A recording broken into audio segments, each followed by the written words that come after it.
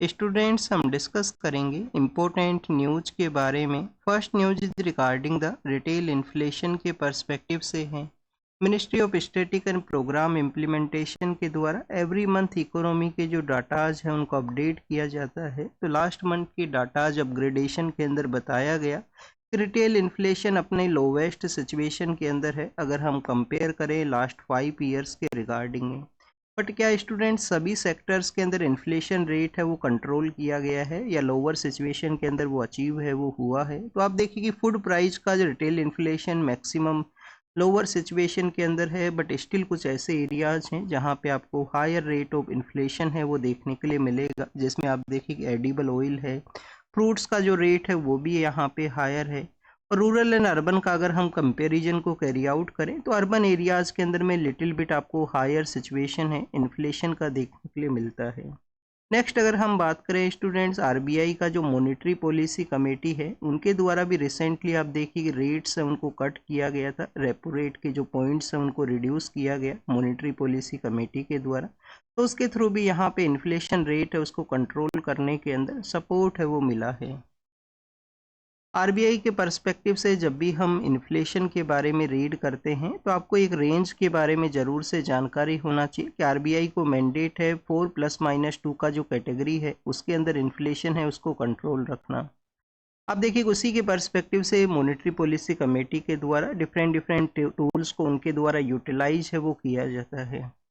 Next अगर हम discuss करें स्टूडेंट, शेयर मार्केट के पर्सपेक्टिव से है जो एक डिक्लाइन सिचुएशन के अंदर था लास्ट वीक के मंडे के दौरान में। अब आप देखिए कि लिटिल बिट उसके अंदर इम्प्रूवमेंट है वो हुआ है, कुछ सेक्टर्स के अंदर में जो शेयर मार्केटिंग है वो इंक्रीज हुआ, जैसे बैंकिंग का है, ऑटोमोबाइल का जो सेक्टर है उसके अंदर में। एग्जाम के पर्पज से क्या इंपॉर्टेंट इन्फॉर्मेशन है यहाँ पे न्यूज़ के अंदर, तो आप देखिए कि आपसे मैक्सिमम ये क्वेश्चन पूछा जा सकता है कि रिटेल इन्फ्लेशन है या इन्फ्लेशन रेट है उसको कंट्रोल किया गया हो, आरबीआई का जो मैंडेट है उससे भी कम यहाँ पे अचीव किया गया हो किसी मंथ के दौरान में या किसी क्वार्टर के दौरान में। इस तरीके से आपसे इन्फॉर्मेशन पूछी जा सकती है, क्योंकि आप देखिए कि इंडिया और श्रीलंका के पर्सपेक्टिव से क्वेश्चन पूछा गया था जो कि इकोनॉमिक सर्वे के अंदर मेंशन था 2020 के प्रीलिम्स पेपर के अंदर में। उसके अंदर में एक ट्रेंड के पर्सपेक्टिव से सवाल पूछा गया कि इंडिया और श्रीलंका का जो ट्रेड है वो इंक्रीज हुआ है या डिक्रीज हुआ है इस पर्सपेक्टिव से।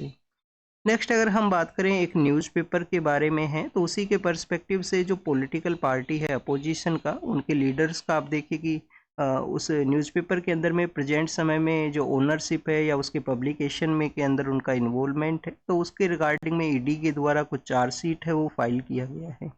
हमारे एग्जाम के पर्पज से क्या इंपॉर्टेंट है, एग्जाम के पर्पज से ये न्यूज़पेपर किसके द्वारा इस्टेब्लिश किया गया ये आपको पता होना चाहिए। 1938 के समय हमारे जो first prime minister of India हैं जवाहरलाल नेहरू के द्वारा ये जो नेशनल हेराल्ड नाम का न्यूज़पेपर है उसको सेटअप किया गया था।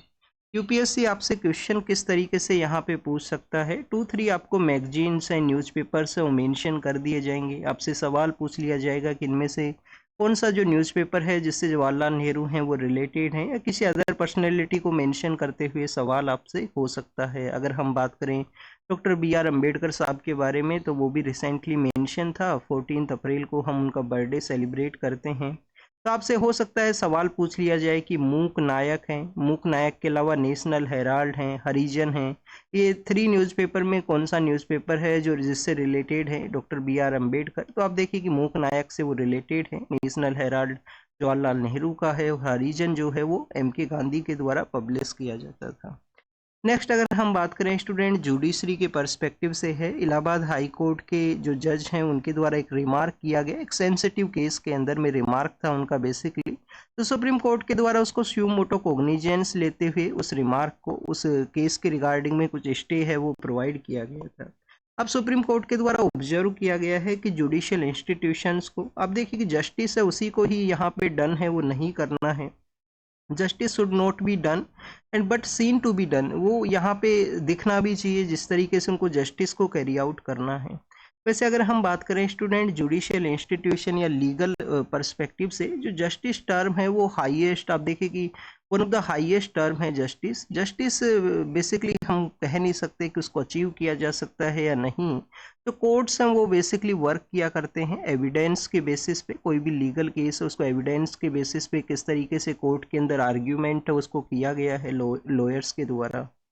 तो यहाँ पे जुडिशियल इंस्टीट्यूशंस का यही एक रिमार्क है कि बेसिकली जस्टिस उनको कैरी आउट करना है, जस्टिस उनको कैरी आउट करना है तो वो नीड टू बी डन के अलावा वो सीन टू बी डन भी होना चाहिए, कि वो दिखना भी चाहिए कि यहाँ पे उसको कैरी आउट है वो किया गया। नेक्स्ट स्टूडेंट्स, पॉइजनस हेजार्डियस जो कंडीशन है यमुना रिवर का उसको शो किया गया है। वाइट जो फ्यूम्स वहाँ पे अपीयर्स हुए हैं दिल्ली के अंदर यमुना रिवर के ऊपर में। अभी आप देखिए कि रिसेंटली एक सीडीएस का पेपर कंडक्ट हुआ था और उस सीडीएस के पेपर के अंदर में यूरोप का एक रिवर था। यूरोप के रिवर के अंदर में कुछ सिटीज़ को मेंशन किया गया, कुछ सिटीज़ को मेंशन कर दिया गया और क्वेश्चन आपसे पूछ लिया गया कि ये रिवर है क्या यहाँ पे सिटीज़ से पास हुआ करता है। तो हो सकता है आपसे इंडियन जो रिवर के पर्सपेक्टिव से सवाल पूछ लिया जाए प्रीलिम्स के पेपर के अंदर में, यमुना रिवर है इनमें से कौन कौन सा जो सिटी है वहाँ से निकलता है, क्योंकि इम्पोर्टेंट है ये रिवर। इस साल महाकुंभ है वो भी ऑर्गेनाइज हुआ है, गंगा से जाके मिलता है प्रयागराज के वहाँ पे। और कुछ इसके इम्पोर्टेंट जो ट्रिब्यूटरी हैं यमुना रिवर का, जिसमें हिंडन जो रिवर है वो आप देखिए कि न्यूज में था अगस्त के मंथ के समय में। क्यों न्यूज के अंदर में था? क्योंकि हिंडोन जो बेस है, हिंडोन बेस कहाँ पे है, जो आपको दिल्ली के नियर बाई एरिया के अंदर में है, जहाँ से बांग्लादेश का जो पॉलिटिकल लीडर है वहाँ से पावर चेंज होने के बाद में वो इंडिया के लिए आए थे।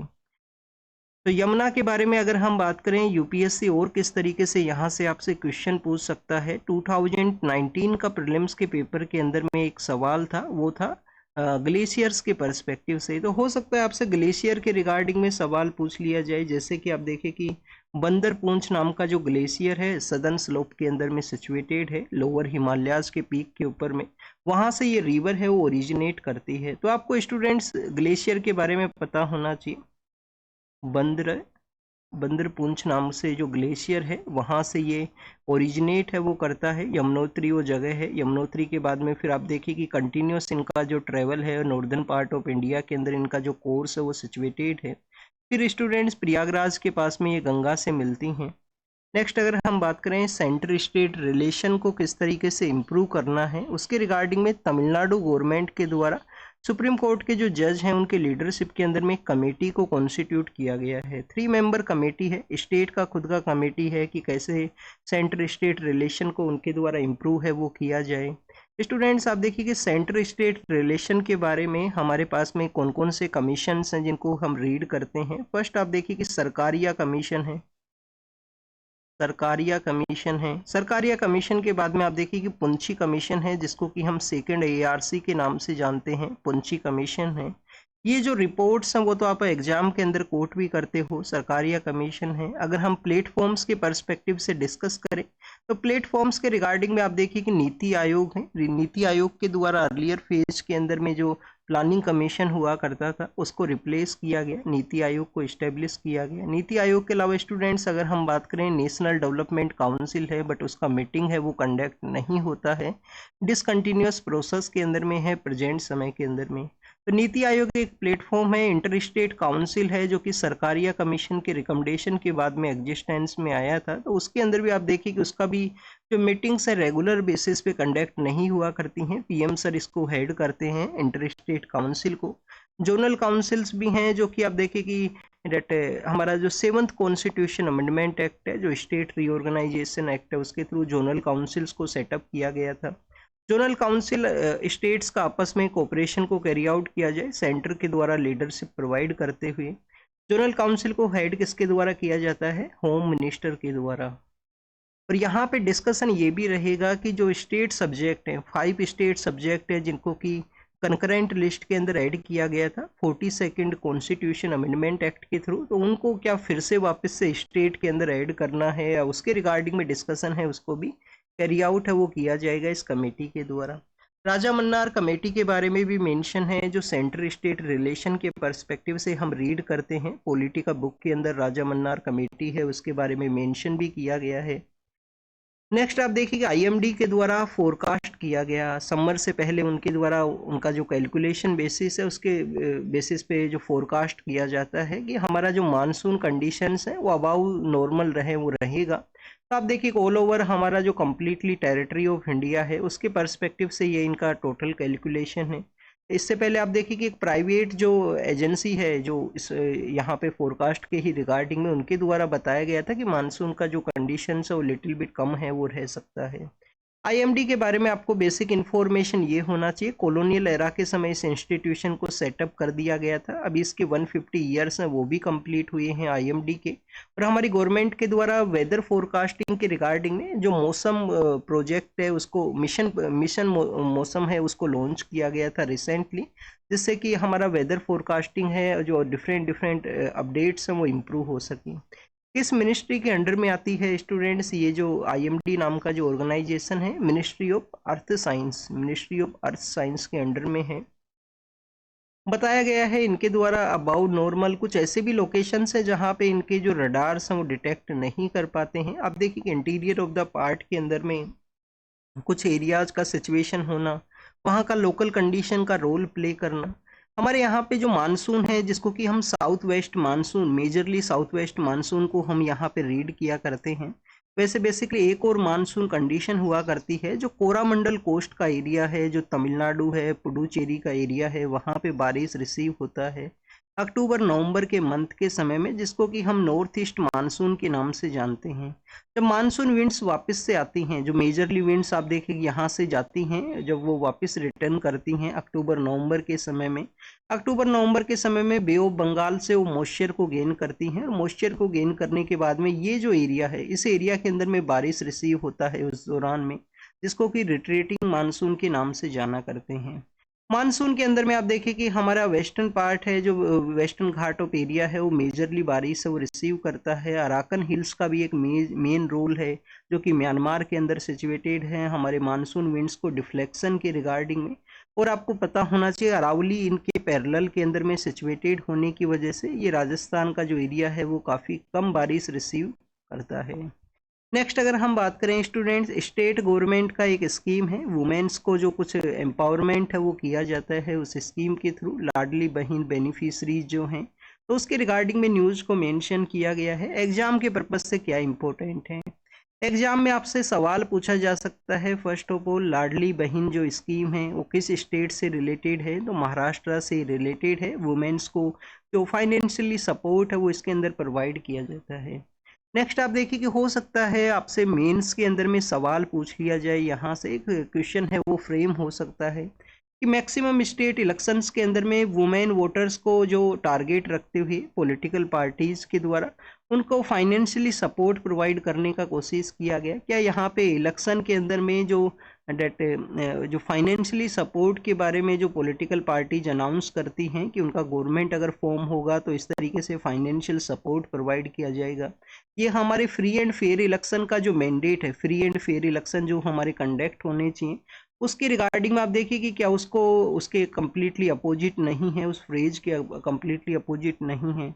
यहाँ पे क्वेश्चन आपसे ये भी हो सकता है कि वुमेन डोमिनेटेड हमारे मैन डोमिनेटेड हमारे पॉलिटिक्स के अंदर में वुमेन्स वोटर्स का इस तरीके से जो मेन टारगेट के अंदर रखना पॉलिटिकल पार्टीज के द्वारा, क्या उनका जो सोशल स्टेटस को ये इम्प्रूव करेगा? तो ऐसे आपके सोसाइटल पर्सपेक्टिव से, पॉलिटिकल पर्सपेक्टिव से जो सवाल हैं वो पूछे जा सकते हैं, आपको प्रैक्टिस से वो करना चाहिए उसी हिसाब से।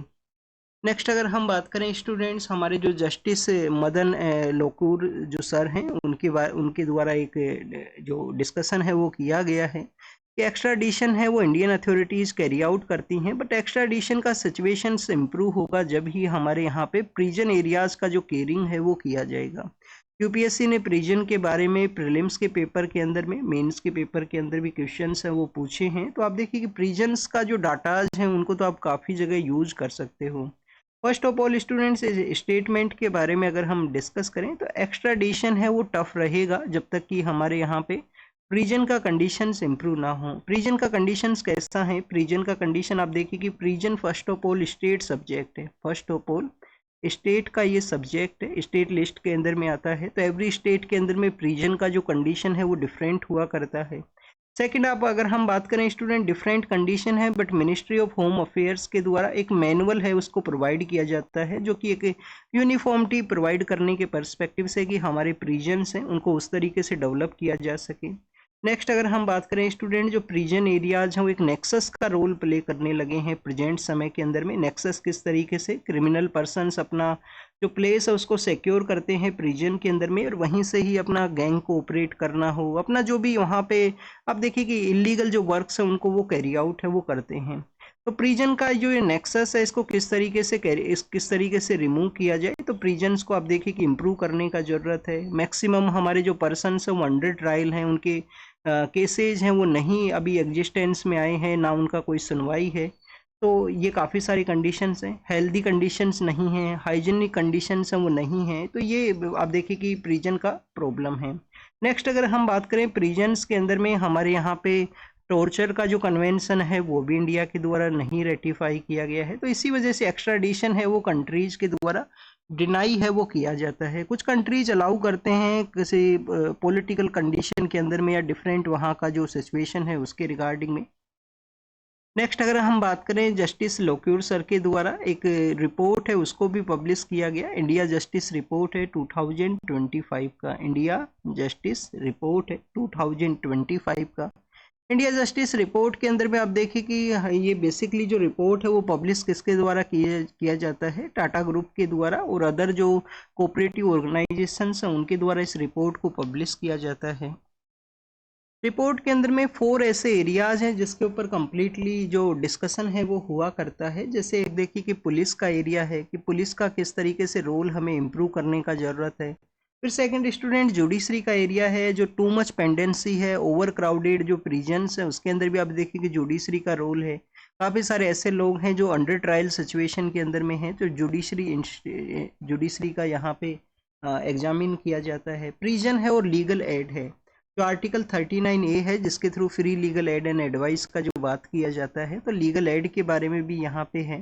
तो ये 4 एरियाज हैं जिसका डिस्कशन है वो हुआ करता है। तो इसके अंदर ही बताया गया है कि ओवर क्राउडेड प्रिजन है, हमारे यहाँ पे जो पुलिस पर्सनल्स हैं वो भी काफ़ी कम है, वुमेन पुलिस पर्सनल्स हैं उनका भी प्रेजेंस है वो काफ़ी कम है। 91% जो प्रिजन्स हैं वहाँ पे आप देखिए कि जो लोग हैं, टोटल 91% जो लोग हैं वो अंडर ट्रायल सिचुएशन के अंदर में हैं। पुलिस स्टेशंस के अंदर में सीसीटीवी जो इम्प्लीमेंट है वो नहीं किया गया है। सऊदी अरेबिया के द्वारा जो रिलीजियस पिलग्रिमेज है उसको अलाउ किया गया है, हज के रिगार्डिंग में जो पोर्टल है उसको फिर से ओपन है वो किया गया। मक्का और मदीना नाम की जो जगह हैं जहाँ पे जो हज पिलग्रिमेज के रिगार्डिंग में लोग हैं वो विजिट किया करते हैं और उसका एक कोटा है वो हुआ करता है, तो मोर पीपल्स को, मोर इंडियन पर्सनस को अलाउ करने के पर्सपेक्टिव से पोर्टल को फिर से रीओपन है वो किया गया है। स्टूडेंट्स, मक्का और मदीना सऊदी अरेबिया के पार्ट के अंदर में सिचुएटेड हैं, और आप देखिए कि सऊदी अरेबिया के बारे में जब भी हम रीड करते हैं तो एक और सिटी है उनका, जिद्दा नाम से जो सिटी है। ये सिटी बेसिकली अगर हम बात करें तो ऑर्गेनाइजेशन फॉर इस्लामिक कंट्रीज है, उनका हेडक्वार्टर भी यहाँ पे सिचुएटेड है। और सऊदी अरेबिया का आप देखिए कि जो रेड सी के अंदर में जो कनेक्टिविटी है, रेड सी अगर हम रीड करें तो यमन का जो नॉर्दर्न पार्ट है जहाँ पे होती रेबल्स का भी डोमिनेशन है यमन के वहाँ पे, और उसके नॉर्दर्न पार्ट के अंदर में जो सऊदी अरेबिया अपना एरिया है वो शेयर करता है। तो सऊदी अरेबिया पर्शियन गल्फ के अंदर भी अपना एरिया शेयर करता है और वहाँ पे भी अपना एरिया शेयर होता है रेड सी के अंदर भी। तो जेदा नाम का जो सिटी है वो उसी एरिया के अंदर में सिचुएटेड है। नेक्स्ट, अगर हम बात करें स्टूडेंट्स आईएनएस तरीनी के बारे में है। आईएनएस तरीनी बेसिकली है क्या, हमारे यहाँ पे वुमेन्स का आप देखिए कि सर्किम नेविगेशन है, वर्ल्ड को उनके द्वारा घूमा जा सके, तो आईएनएस तरीनी है उसको लॉन्च किया गया था वुमेन नेवल ऑफिशियल्स के द्वारा। कंप्लीटली अर्थ को जो सर्कल है वो किया गया था आईएनएस तरीनी के द्वारा। अभी रिसेंटली उसका जो सेकंड बैच है उसके अंदर में जो वुमेन ऑफिसर्स हैं उनका लास्ट लेग है वो स्टार्ट हुआ है केप टाउन से, अब वो इंडिया के लिए आने वाले हैं, मई के मंथ के समय इंडिया के लिए पहुंचेंगे। तो सक्सेसफुली आईएनएस तरीनी का जो मिशन है उसको कैरी आउट है वो किया गया। नाविका सागर परिक्रमा सेकंड ये इनिशिएटिव था जिसके अंदर में ये कैरी आउट किया गया है। जब भी आप देखिए कि जो लैटिन अमेरिका के वहाँ पे एक पास का एरिया है जिसको कि हम ड्रैग पास के नाम से जानते हैं, वो वहाँ पे जो कंडीशंस हुआ करती हैं, अगर हम बात करें डेट नेविगेशन के रिगार्डिंग में, तो one of the difficult conditions हैं, तो वहाँ पे भी वुमेन ऑफिसर्स के द्वारा इस INS तरीनी है उसको कैरी आउट किया गया।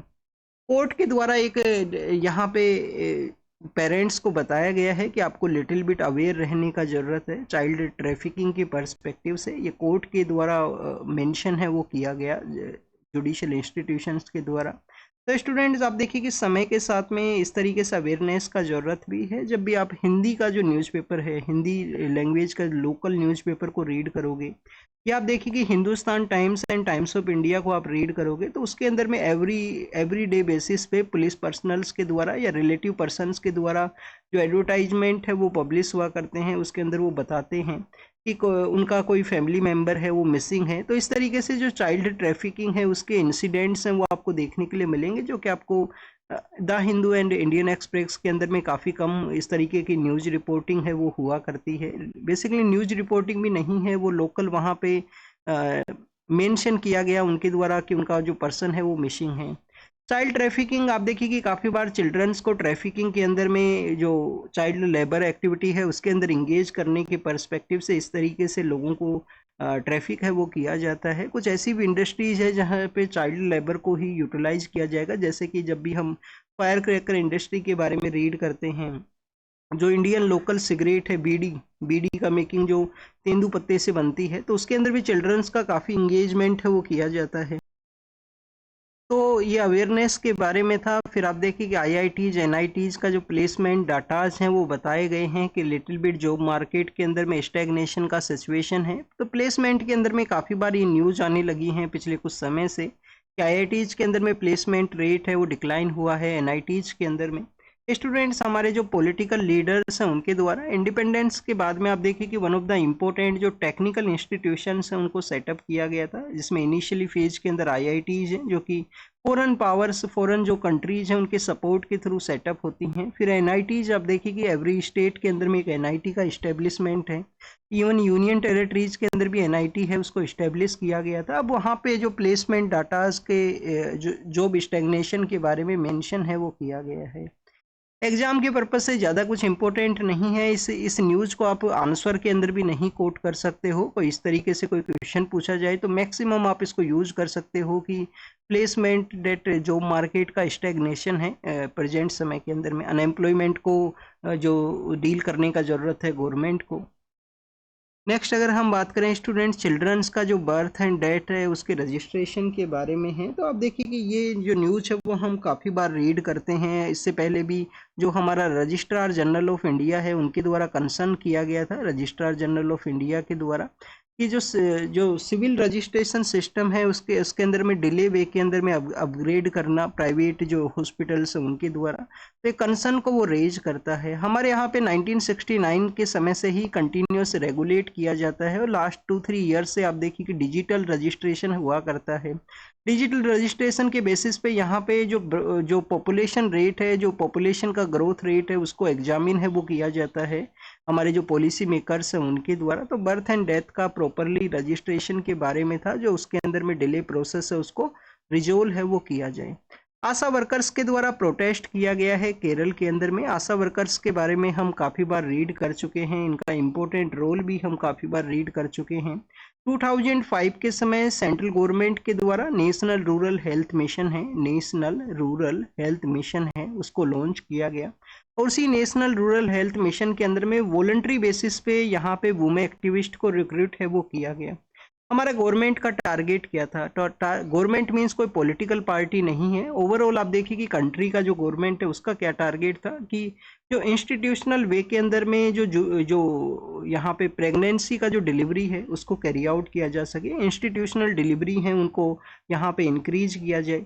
इसके अलावा आप देखिए कि मैक्सिमम वुमेन एक्टिविस्ट इसके अंदर हुआ करती हैं जो कि बेटर वे के अंदर कनेक्ट कर सकें वहाँ पे वो जो प्रेग्नेंट वुमेन हैं उनके साथ में, उनको न्यूट्रिशनल सपोर्ट प्रोवाइड किया जा सके। न्यूट्रिशनल सपोर्ट के अलावा स्टूडेंट जो अवेयरनेस है वो भी यहाँ पे प्रोवाइड किया जा सके, अवेयरनेस भी बताया जा सके।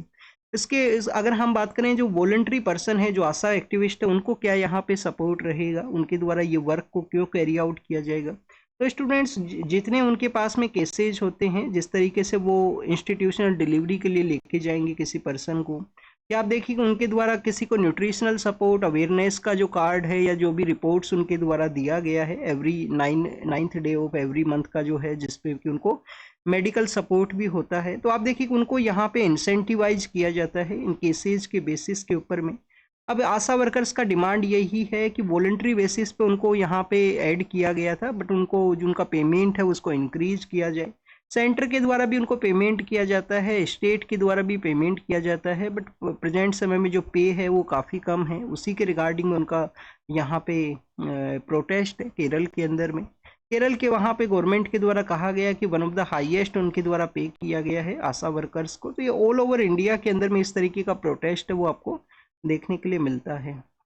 नेक्स्ट अगर हम बात करें स्टूडेंट्स, आर्टिकल 200 के बारे में है, जिसके पर्सपेक्टिव से रिसेंट 200 एंड 201 के पर्सपेक्टिव से, जिसके पर्सपेक्टिव से सुप्रीम कोर्ट के द्वारा आर्टिकल 142 को इन्वोक करते हुए कंप्लीटली जस्टिस है उसको यहाँ पे यूज किया गया है 200 एंड 201 के पर्सपेक्टिव से। जो राइटर हैं वो बेसिकली सुप्रीम कोर्ट के लॉयर हैं और काफ़ी बेटर वे के अंदर में इनके द्वारा लिखा गया है इस आर्टिकल को। तो आप इसको ज़रूर से रीड करना, अपना पर्सनल रीडिंग को कैरी आउट करना इसके पर्सपेक्टिव से। रीडिंग के अलावा स्टूडेंट्स आप देखिए कि जब भी ऐसे आर्टिकल्स पब्लिश हुआ करते हैं, रीड करने के अलावा आपको अपने नोट्स भी बनाने चाहिए, क्योंकि हो सकता है कि आप आंसर के अंदर में इनको कोट कर सको। क्योंकि एक जो आर्टिकल है उसके अंदर में इंफॉर्मेशन सिर्फ एक आंसर से रिलेटेड नहीं हुआ करती है, इंफॉर्मेशन आपको डिफरेंट पर्सपेक्टिव से उनको कवर किया जाता है। तो आपको इनको रीड करना है, रीड करने के बाद में इंफॉर्मेशन है उसको कोट करना है। 200 एंड 201 के बारे में हम काफ़ी बार रीड कर चुके हैं लास्ट 2-3 डेज के अंदर में।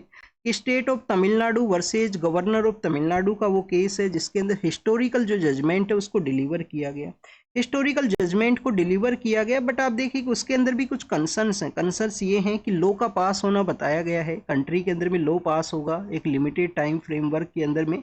अगर वहाँ पे डेट असेंट वो नहीं ग्रांट होता है तो विदाउट गवर्नर एंड प्रेसिडेंट के असेंट के बेसिस पे लॉ को पास है, वो जो बिल है वो पास होगा, बिल एक्ट के रूप से एग्जिस्टेंस में आएगा। आर्टिकल 142 को यहाँ पे यूज किया गया टाइमली वे के अंदर में, जो रिजोल्यूशन के पर्सपेक्टिव से जो यहाँ पे टाइम लिमिट है उसको बता दिया गया है। बट स्टूडेंट्स यहाँ पे जो क्वेश्चन है वो रेज होता है कॉन्स्टिट्यूशनल इंटरप्रिटेशन के पर्सपेक्टिव से, किस तरीके से इसको कॉन्स्टिट्यूशनली वे के अंदर इंटरप्रेट है वो किया गया है जुडिशियल इंस्टीट्यूशंस के द्वारा। कुछ लोगों के द्वारा उसको कंडेम किया गया कि जुडिशियल इंस्टीट्यूशंस का ओवर रीच का ये सिचुएशन है कि पार्लियामेंट के पास में इस तरीके का पावर है, इस तरीके से उनके द्वारा सजेस्ट है वो कर दिया गया। क्या ये जुडिशियल ओवर रीच का एक एग्जाम्पल तो नहीं है? एंड नेक्स्ट अगर हम बात करें यूके के केस को इनके द्वारा कोट करते हुए बताया गया कि जो इस तरीके से जो एजुकेशन का जो प्रोसेस है उसके रिगार्डिंग में, कैरी आउट करने के रिगार्डिंग में, इस तरीके का जो सिमिलर नेचर ऑफ पेंडिंग जो एजुकेशन है उनके द्वारा कोर्ट के द्वारा क्लब है वो किया गया था। वो वेलकम स्टेप है आप देखिए कि, बट आप देखिए कि इसके अंदर भी कुछ कंसर्न्स हैं जिनका यहाँ पे डिस्कशन है। नेक्स्ट अगर हम बात करें हाइड्रोजन फैक्टर के पर्सपेक्टिव से है, हाइड्रोजन फैक्टर के रिगार्डिंग में यहाँ पे नेट जीरो इकोनॉमी को जो हमें अचीव करना है, वैसे तो आप देखिए कि हमारा नेट जो जीरो कार्बन न्यूट्रलिटी है 2070 का जो ईयर है उसको रखा गया है गवर्नमेंट के द्वारा टारगेट ईयर कि 2070 तक हमें जो कार्बन न्यूट्रलिटी है, जो यहाँ पे कार्बन एमिशन है उसको रिड्यूस करना है। बट स्टूडेंट्स हमारे यहाँ पे जो इलेक्ट्रिसिटी का जो प्रोडक्शन है majorly coal based electricity production है। कोल के ऊपर अगर हम एनर्जी के पर्सपेक्टिव से रीड करें तो मेजरली हम डिपेंड हुआ करते हैं फॉसिल फ्यूल से। तो यहाँ पे स्टूडेंट्स मेन डिस्कशन है वो यही किया गया है कि हाइड्रोजन क्या एक सब्सटीट्यूट हो सकता है कार्बन का, हमारे यहाँ पे नेट जीरो इकोनॉमी को हमें अचीव करने के अंदर में, इलेक्ट्रिफिकेशन जो प्रोसेस है उसके अंदर अचीव करने के अंदर एक रोल है वो प्ले कर सकता है। हमारे गवर्नमेंट के द्वारा आप देखिए कि नॉन फॉसिल फ्यूल बेस्ड जो एनर्जी है उसको प्रोड्यूस करने के पर्सपेक्टिव से काफ़ी सारे इनिशिएटिव्स भी लॉन्च किए गए हैं, जिसके अंदर आप सोलार के पर्सपेक्टिव से रीड कर सकते हो। 100 गीगावाट हमें प्रोड्यूस करना है, 100 गीगावाट प्रोड्यूस करना है 2047 तक। सोलार है, विंड है, हाइड्रो है। तो स्टूडेंट्स इस तरीके से इंडिया का जो प्रेजेंट नीड है उसको तो कम्प्लीटली जो इलेक्ट्रिसिटी है वो नहीं प्रोवाइड किया जा सकता, बट एक अल्टरनेटिव सोर्स के रूप से ये जो रिन्यूएबल सोर्स ऑफ एनर्जी हैं उनको जो डेवलप है वो किया जा सकता है। तो NPCIL का जो प्रेजेंट डाटाज है उसके बेसिस पे बताया गया लो कार्बन का ये सोर्स है, एक सॉल्यूशन का जो रोल है वो प्ले कर सकता है हाइड्रो कार्बन है जो इलेक्ट्रिसिटी अगर इसके द्वारा प्रोवाइड है वो किया जाता है। नेक्स्ट अगर हम बात करें स्टूडेंट्स, इसके अलावा आप देखिए कि जो प्रेजेंट लेवल के ऊपर इलेक्ट्रिसिटी का जो स्टोरेज है, हाइड्रोजन प्रोडक्शन है, वो डिस्टिंक्ट एक्टिविटीज़ के अंदर कंसीडर किया जाता है और इसको ज़रूरत है बदलने का, ज़रूरत है चेंज को कैरी आउट करने का। हाइड्रोजन जनरेशन और इलेक्ट्रिसिटी का स्टोरेज है उसको आप देखिए कि सिनर्जाइज है वो किया जाए जिससे कि इकोनॉमी को इम्प्रूवमेंट है वो यहाँ पे हो सके। तो ये storage and that hydrogen energy के यूटिलाइजेशन के बारे में था यहाँ पे। नेक्स्ट अगर हम बात करें स्टूडेंट्स वर्ल्ड के पर्सपेक्टिव से है, यूएस के जो वाइस प्रेसिडेंट हैं जेडी वेंस, उनके द्वारा बेसिकली अटलांटिक जो टाइज कैरी आउट किए गए हैं यूरोप के द्वारा, उनको एनकरेज किया है कि ट्रांस अटलांटिक जो टाइज हैं वो गुड सिचुएशन के अंदर में हैं। यूएस के ऊपर जो डिपेंडेंसी है उसको रिड्यूस है वो किया जाए उनके द्वारा, जो यूरोपियन कंट्रीज हैं उनके पर्सपेक्टिव से। नेक्स्ट अगर हम बात करें वियतनाम एंड चाइना के बारे में है, वही वियतनाम एंड चाइना के अंदर में फ्री ट्रेड का जो पर्सपेक्टिव से डिस्कशन है वो किया गया है चाइना के द्वारा। और आप देखिए कि वियतनाम, लाओस, कंबोडिया, इनको हम इंडो चाइना कंट्रीज के नाम से भी जाना करते हैं। फिलीपाइंस के द्वारा अंडर सी एक जो ड्रोन है उसको डिटेक्ट किया गया है, कैप्चर किया गया है और चाइना का एलिगेशंस लगाए गए हैं कि चाइना का ड्रोन उनके द्वारा फिलीपाइंस के द्वारा किया गया है। यहाँ पे आप देखिए कि साउथ चाइना जो सी है, साउथ चाइना सी के अंदर में वहाँ पे डेट कन्फ्लिक्ट है इनका टेरिटोरियल एरिया के पर्सपेक्टिव से। एक्सक्लूसिव इकोनॉमिक जोन है जो कि यूएन क्लोज के द्वारा रिकॉग्नाइज हैं वो किए जाते हैं। स्टूडेंट्स फ्रांस के द्वारा अल्जीरियन जो 12 ऑफिशियल्स हैं उनको एक्सपेल किया गया है फ्रांस के द्वारा। इससे पहले आप देखिए कि अल्जीरिया के द्वारा एक डिसीजन है वो लिया गया था फ्रांस के अथॉरिटीज़ के पर्सपेक्टिव से। अल्जीरिया का लोकेशन एक बार हम डिस्कस करेंगे क्योंकि जब भी हम अफ्रीका के बारे में रीड करते हैं तो कुछ अफ्रीकन ऐसे भी कंट्रीज हैं जहाँ पे अलग अलग कंडीशंस हैं। जैसे कि आप देखिए कि सारा रेंज के अंदर में आते हैं, वहाँ पे सारा का जो इन्वायरमेंटल कंडीशंस हैं वो डेवलप होता है। फिर आप देखिए कि वहाँ पे साहिल रीजन का भी एक एरिया है जहाँ पे लिटिल बिट सारा का कंडीशन है, लिटिल बिट वहाँ पे जो डिग्रेडेशन है उससे इम्प्रूवमेंट है। नॉर्दर्न पार्ट ऑफ अफ्रीका के अंदर में जो कंडीशन है उनको हम मेडिटेरियन कंडीशंस के नाम से जाना करते हैं और अल्जीरिया जो है वो नॉर्दर्न पार्ट के अंदर ही सिचुएटेड है। स्टूडेंट्स अल्जीरिया के अगर हम जो नियर बाई कंट्रीज के बारे में डिस्कस करें तो आप देखिए कि सपोज कीजिए कि अल्जीरिया है, सपोज कीजिए कि अल्जीरिया है। अल्जीरिया के नॉर्दर्न पार्ट के अंदर में ईस्टर्न पार्ट के अंदर में यहाँ पे टूनीशिया सिचुएटेड है, यहाँ पे टूनीशिया सिचुएटेड है। टूनीशिया वही कंट्री है 2009 के समय जब जहाँ से अरब स्प्रिंग है वो स्टार्ट होता है। काफ़ी सारे पॉलिटिकल लीडर्स को जो रिमूव किया गया था middle east and northern part of Africa के रीजन के अंदर में, फिर वो लीबिया के वहाँ पे पहुँचता है टूनीशिया से जो रिवोल्ट है। तो लीबिया भी आप देखिए इसके नियर बाई एरिया के अंदर ही सिचुएटेड है, गद्दाफी का ये कंट्री है, गद्दाफी का रूल हुआ करता था वहाँ पे। यहाँ पे आप देखिए कि मोरक्को नाम का जो कंट्री है वो सिचुएटेड है, मोरक्को जहाँ पे अर्थक्वेक की वजह से भी न्यूज़ के अंदर में था लास्ट 1.5 ईयर बिफोर वहाँ पे। तो स्टूडेंट्स उसके सदर्न पार्ट के अंदर में वेस्टर्न सहारा कंट्री है, वेस्ट सहारा नाम का कंट्री है। सदर्न पार्ट के अंदर में मोरिटियन नाम का एक कंट्री है, मोरिटेनियन नाम का एक कंट्री है, माली है, नाइजर है, माली है और नाइजर है, यहाँ पे माली है फिर नाइजर है। तो ये कुछ ऐसे कंट्रीज हैं जो एरिया शेयर करते हैं अल्जीरिया के साथ में, और ये अल्जीरिया और फ्रांस का यहाँ पे जो कन्फ्लिक्ट है वो आया है। यहाँ पे कुछ ऐसे भी कंट्रीज है जिनके द्वारा फ्रांस के फोर्सेज को रिमूव है वो किया गया था, जिसमें माली, बुर्किना फासो और नाइजर नाम के जो कंट्रीज है वहाँ पे ये डेवलपमेंट है वो हुआ था। क्वेश्चन आपसे पूछ लिया जाएगा, कुछ कंट्रीज का नेम मेंशन और सवाल आपसे पूछ लिया जाएगा कि ये कंट्रीज न्यूज़ के अंदर में थे, किस वजह से न्यूज़ में थे। नेक्स्ट आप देखिए कि हार्वर्ड के वहाँ पे जो प्रोटेस्ट हुआ तो यूएस के जो पॉलिटिकल लीडर हैं उनके द्वारा जो ग्रांट्स हैं उनको रोक दिया गया है कैंपस के जो एक्टिविज्म है उसके रिगार्डिंग में। जैसे कि स्टूडेंट्स हम जब हमारा 1905 के समय बंगाल पार्टीशन का जो मूवमेंट है उस दौरान में आप देखिए कि कर्जन जो हुआ करते थे, कर्जन्स के द्वारा हमारे जो यूनिवर्सिटी एरियाज़ हैं, यूनिवर्सिटी एरियाज़ को कहा गया था कि यूनिवर्सिटीज एरियाज़ हैं वो ब्रीडिंग ग्राउंड है रिवोल्यूशनरी एक्टिविटीज़ का, उनके द्वारा बताया गया था उस दौरान में। और यूनिवर्सिटी कमीशन है वो लेके आए थे, रेलिक कमीशन हम उस समय रीड करते हैं, 1904 का रेलिक कमीशन है वो एग्जिस्टेंस में आता है। चाइना के पर्सपेक्टिव से है, चाइना यूएस का जो ट्रेड वॉर का कन्फ्लिक्ट है उसके बारे में, और रशिया यूक्रेन कन्फ्लिक्ट को रिजोल्व करने के कंप्लीट डिस्कशन है वो किया गया है। व्लादिमीर पुतिन है वो ओपन है अपने परमानेंट पीस के डील के रिगार्डिंग में ये यहाँ पे यूएस के रिप्रेजेंटेटिव का स्टेटमेंट है। तो this is all the information related to the today's newspaper. आप इसको रीड कीजिए, रिवाइज कीजिए, जो भी इंफॉर्मेशन आपको मिलता है उसको नोट डाउन कीजिए। जो भी क्वेश्चंस आपसे पूछे गए हैं वो कमेंट सेक्शन के अंदर बताना। Thank you students, thank you very much.